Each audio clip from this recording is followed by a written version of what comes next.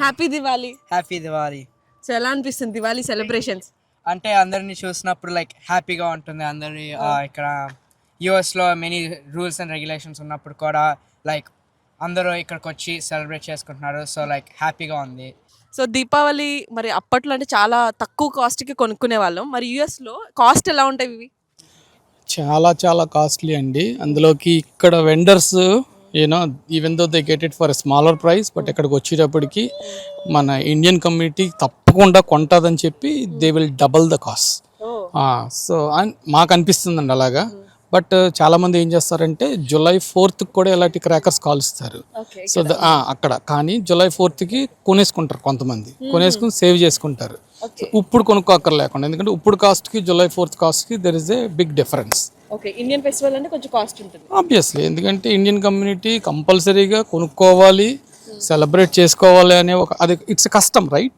So కంపల్సరీగా కొనుక్కుంటారు. So దానివల్ల క్యాష్ చేసుకుంటారు. దివాళీకి మీ వైఫ్కి ఏం గిఫ్ట్ ఇచ్చారు మరి? మా వైఫ్కి పులిహోర చేయమన్నాను, అదొక గిఫ్ట్. తర్వాత అన్నవరం ప్రసాదం లాంటిది చేశారు. ఆమెకి గిఫ్ట్ అంటే 23 years క్రితం ఇచ్చేసాను నేను, అంతే. ఇంకేం లేదండి. గిఫ్ట్లు దివాళీకి దసరాకి ఇచ్చుకుంటూ పోతే శాలరీలు మిగలవు, వాళ్ళకి ఇచ్చేస్తూ ఉండాలి. కానీ యుఎస్లో బోనస్ కాన్సెప్ట్ ఉండదు కదా. సో బోనస్లు వాళ్ళకి లేనప్పుడు వాళ్ళకి ఉండవు. అది ఇండియా అనుకోండి, ఇచ్చేద్దాం. మీ వైఫ్ బాగా చేస్తారా వంటలు? ఓ మై గాడ్, చాలా బాగా చేస్తారండి. మా ఫ్రెండ్స్ చాలామంది ఉన్నారు ఆమె గురించి. She has a very good feedback about it. నేను విన్నాను భువనాస్ కిచెన్ అని చెప్పి.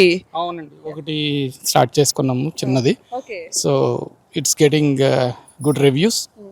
Not only here, when we were in main also we had a pool of like 11 to 12 families and everyone is a big fan of her any item that she makes. Yep.